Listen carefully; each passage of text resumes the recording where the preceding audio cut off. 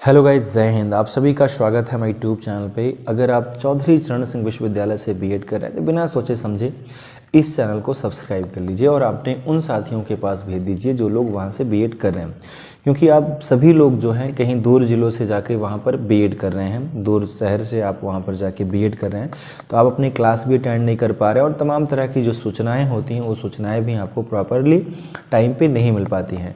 और यदि आप चाहते हैं कि वो सारी चीज़ें आपको टाइमली मिले तो आप सभी के लिए यह चैनल बहुत इंपॉर्टेंट है, जहां हम आपके कोर्सेज भी प्रोवाइड कराते हैं। यानी आपका जो एग्ज़ाम्स होगा, जो आपका सिलेबस है, उनके वीडियोस भी हम आपको यहां पर प्रोवाइड करते हैं। लेकिन अगर आप चाहते हैं कि प्रॉपरली आपको वीडियोस मिल जाएँ, प्रॉपर तरीके से नोट्स मिल जाए, प्रॉपर तरीके से वीडियोज़ मिल जाएँ और आपको प्रॉपर तरीके के जितने भी नोटिफिकेशन हैं उनके भी वीडियोज, उनकी भी सूचनाएं आपको मैसेज के थ्रू मिलती रहें। अगर आप वीडियोस किसी कारणवश नहीं भी देख पाए तो आपके पास उसका सूचना पहुंच जाए, तो आप सभी लोग हमारा application let's easy to learn download कर सकते हैं, जहां पर हम बीएड फर्स्ट ईयर और सेकेंड ईयर के कोर्स भी देते हैं 149 रुपये में। जाके हमारे कोर्स को परचेज़ कर सकते हैं और अपनी प्रॉपर तरीके से तैयारी कर सकते हैं। उस कोर्स में आपको डेली वीडियोज़, आपके हर एक सब्जेक्ट के, और आपको नोट्स और आपको टेस्ट मिलते हैं टेस्ट देने के लिए। जैसे कि आपके अर्थलिखोत्तरीय प्रश्न है तो उनको हम टेस्ट के फॉर्मेट में वहाँ पर प्रोवाइड करा रहे हैं। तो गाइज़, आप सभी के लिए बड़ा ही हेल्पफुल हमारा प्लेटफॉर्म है, आप जाके उसे डाउनलोड कर लीजिए, आपकी प्रॉपरली तैयारी हो जाएगी। आपको ये डन है कि एग्ज़ाम जिस दिन आपका होगा उस दिन आपको बिल्कुल टेंशन नहीं होगा कि यार कल हमारा एग्ज़ाम है। आप बिंदास होके जाएंगे, अपने एग्ज़ाम्स में बैठेंगे और बेहतर मार्क्स लाएंगे, इसकी 100% गारंटी है। तो गाइज़, आज के इस वीडियो में हम लोग बात करेंगे समकालीन भारत और शिक्षा, बीएड फर्स्ट ईयर का है आपका, और ये सेकंड यूनिट है समकालीन भारत और शिक्षा का। सेकंड यूनिट का पहला वीडियो है, पहला ही लेक्चर है, जहां पर हम आज बातें कर रहे हैं कि मैकाले के विवरण पत्र ने भारत में शिक्षा के इतिहास में एक नई दिशा प्रदान की, इसकी आलोचना कीजिए। यह मैकाले का विवरण पत्र जो है, यहाँ से कोई भी क्वेश्चन आपके एग्जाम में आता है तो उस क्वेश्चन का जवाब आपको इस क्वेश्चन के माध्यम से मिल जाएगा, यानी आप हर एक प्रश्न का आंसर कर पाएंगे। और इस बात को लिख के ले लीजिए, यह क्वेश्चन आपके एग्जाम में 100% आएगा, क्योंकि यह बहुत ही इंपॉर्टेंट क्वेश्चन है। मैकाले का जो विवरण पत्र है, ये क्वेश्चन आपको लघु उत्तरीय या आपको विशद उत्तरीय में देखने को पक्का मिल जाएगा। मैकाले का विवरण पत्र था क्या, चलिए इसकी बात कर लेते हैं। तो आप सभी को बता देते हैं, 1813 में एक 43वीं धारा थी, जहां पर शिक्षा के लिए एक प्रोविज़न था कि 1 लाख रुपए राशि जो है व्यय करनी है। शिक्षा के दृष्टिकोण से भारतीय शिक्षा में निवेश करना है। भारत जो उस टाइम की शिक्षा थी उसके लिए 1 लाख रुपए को निवेश किया जाना था। तो उसके लिए क्या हुआ, यहाँ पर दो तरह के गुट बन गए थे, एक पाश्चात्यवादी और एक पाश्चात्यवादी। पाश्चात्यवादी क्या थे, जो हमारे देश के लोग थे, जो मतलब सपोर्ट कर रहे थे कि हमारी शिक्षा हमारी मातृभाषा में ही दी जाए, वहाँ पर कोई दूसरी भाषा न जोड़ी जाए। और पाश्चात्य जो थे वो पश्चिमी देश, यानी जो अंग्रेज लोग थे, उन लोग का उनका जो गुट था, उनका गुट ये कह रहा था कि नहीं, भारत में जो शिक्षा दी जाएगी वो जो है अंग्रेजी में दी जाएगी, यानी यहाँ अंग्रेजी भाषा में दी जाएगी। तो इस तरह के दो गुट बन गए थे, एक पाश्चात्यवादी और एक पाश्चात्यवादी। पाश्चात्यवादी जो थे उनकी डिमांड थी कि हमारे यहाँ जो शिक्षा दी जाए वो हमारी मातृभाषा में दी जाए, और इसमें भी कई तरह के लोग शामिल थे, बहुत सारे लोग थे जिनका यही डिमांड था कि देश में जो शिक्षा दी जाए वो मातृभाषा में, जबकि पाश्चात्यवादी जो यानी पश्चिमी देशों के लोग थे उनका यह था कि यहाँ की शिक्षा मातृभाषा में ना हो के अंग्रेजी में हो, जो उच्च शिक्षा है वो अंग्रेजी में ही दी जाए, ऐसा उनका था। और इसी समय, यानी कहने का मतलब इस टाइम के जो 10 जून 1834 की बात की जाए, इस टाइम जो भारत के गवर्नर जनरल थे उनका नाम था लॉर्ड विलियम बेंटिंग। तो उन्होंने क्या किया, 10 जून 1834 को लॉर्ड मैकाले ने गवर्नर जनरल की काउंसिलिंग के कानूनी सदस्य के रूप में भारत में पदार्पण किया। उस समय तक पाश्चात्य और पाश्चात्य विवाद उग्रतम रूप धारण कर चुका था, जिसकी मैं अभी भी चर्चा कर रहा था। बेंटिंग को विश्वास था कि मैकाले जैसा प्रकांड विद्वान ही इस विवाद को समाप्त कर सकता है।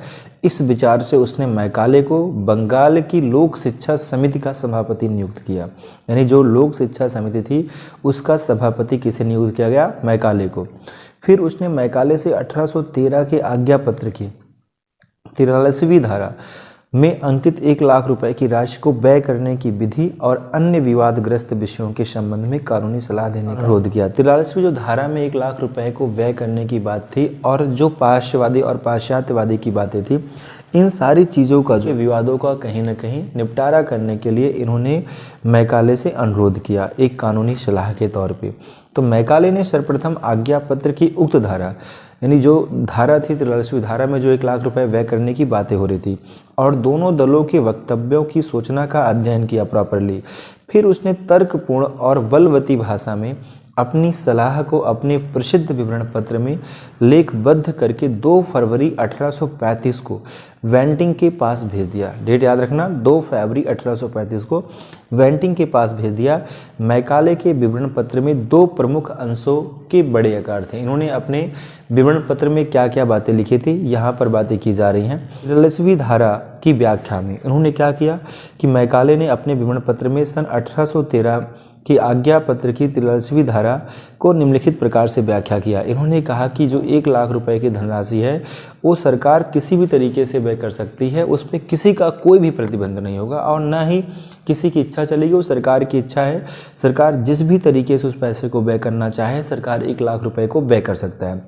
ये बातें कहाँ लिखी गई थी, ये इनके विवरण पत्र में लिखी गई थी। जो मैकाले ने अपना विवरण पत्र दिया था, सरकार के सामने प्रस्तुत किया था, उसमें इन्होंने लिखा था 43वीं धारा के लिए कि जो वहाँ पर बातें की जा रही हैं 1 लाख रुपए की, तो 1 लाख रुपए सरकार अपनी इच्छा अनुसार कैसे भी व्यय करे, उसमें किसी को कोई ऑब्जेक्शन नहीं होना चाहिए, वो सरकार का है, सरकार अपने अकॉर्डिंग कर सकता है। दूसरी बात में इन्होंने लिखा था साहित्य शब्द के अंतर्गत केवल अरबी और संस्कृत साहित्य ही नहीं अपितु अंग्रेजी साहित्य भी सम्मिलित किया जा सकता है। यानी इन्होंने कहा सिर्फ जो है वहाँ पर अरबी और संस्कृत ही नहीं रहेगा, वहाँ पर अंग्रेजी भाषा जो है ये भी साहित्य के रूप में सम्मिलित की जा सकती है। जैसे भारतीय विद्वान होते हैं, मुसलमान के लिए मौलवी होते हैं, संस्कृत के लिए पंडित होते हैं। इन्होंने कहा इसके अलावा अंग्रेजी भाषा और साहित्य के जो विद्वान भी हो सकते हैं, यानी और भी जो हमारे अंग्रेजी भाषा होगी या और जो भी साहित्य होंगे उनके भी विद्वान हो सकते हैं, जैसे मुसलमान के मौलवी और संस्कृत के पंडित होते हैं। अगला पॉइंट इन्होंने रखा अंग्रेजी के पक्ष में तर्क। भारतीय भाषाओं की निरर्थकता सिद्ध करने के पश्चात मैकाले ने अरबी, फारसी और संस्कृत भाषाओं की तुलना में अंग्रेजी को कहीं अधिक उच्च स्थान देते हुए लिखा, एक अच्छे यूरोप पुस्तकालय की एक अलमारी का महत्व भारत और अरब के संपूर्ण साहित्य से कम नहीं है। इस बात को आप समझ रहे हैं इन्होंने क्या लिखा था।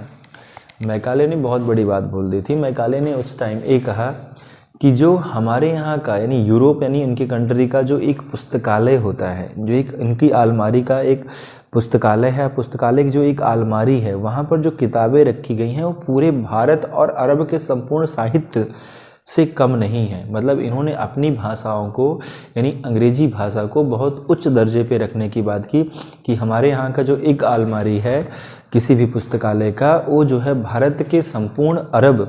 भारत और अरब के संपूर्ण साहित्य से कम नहीं है। कहने का मतलब इन्होंने अपनी भाषाओं को कहीं ना कहीं उच्चतम स्थान में रखा। इनके जो चरित्र में था, इनका देखा जाए तो एक तरह से इन्होंने अपने चरित्र को व्यक्त किया, अपनी बातों के थ्रू अपने चरित्र को दिखाया कि एक्चुअली में हमारे अंदर चल क्या रहा है। ये कहीं ना कहीं अंग्रेजी शिक्षा को लाने के लिए बढ़ावा दे रहे थे, तो उसी के पॉइंट ऑफ व्यू इन्होंने ऐसी बातें यहाँ पर बोली थी। जबकि देखा जाए तो यही लोग आके हमारे देश में हमारे जितने भी ग्रंथ रहे हैं उनका अंग्रेजी में रूपांतरण यही लोग किए। हम लोग इनके यहाँ के ग्रंथों का कभी भी रूपांतरण नहीं करने गए।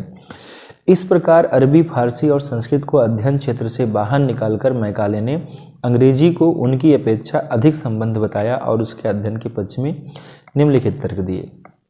उन्होंने कहा अरबी और संस्कृत की तुलना में अंग्रेजी अधिक उपयोगी व व्यवहारिक है, क्योंकि यह नवीन ज्ञान की कुंजी है।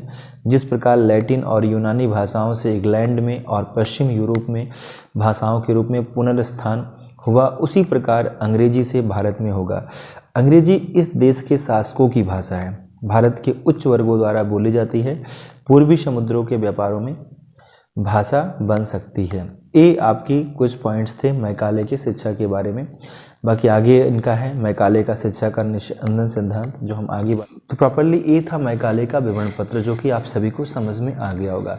अब अगर आप चाहते हैं प्रॉपर तरीके से इनके लॉन्ग टाइप जो प्रश्न बनते हैं, क्योंकि वहाँ पर तो हमें सिर्फ इतना ही नहीं लिखना है, इनकी डिटेल्स में बहुत सारी बातें लिखनी है, तो आप जाके हमारे जो प्लेटफॉर्म है लेट्स जी टू लर्न उसे डाउनलोड करके प्रॉपरली वहाँ से आप इनके पीडीएफ्स, इनके वीडियोस, सारी चीज़ें प्राप्त कर सकते हैं, जहाँ पर आपको तमाम तरह की सुविधाएं मिलेंगी। एंड आई होप कि गाइज आप सभी को मैकाले का विवरण पत्र अच्छे से समझ में आ गया होगा। मिलते हैं नेक्स्ट वीडियो में। जय हिंद।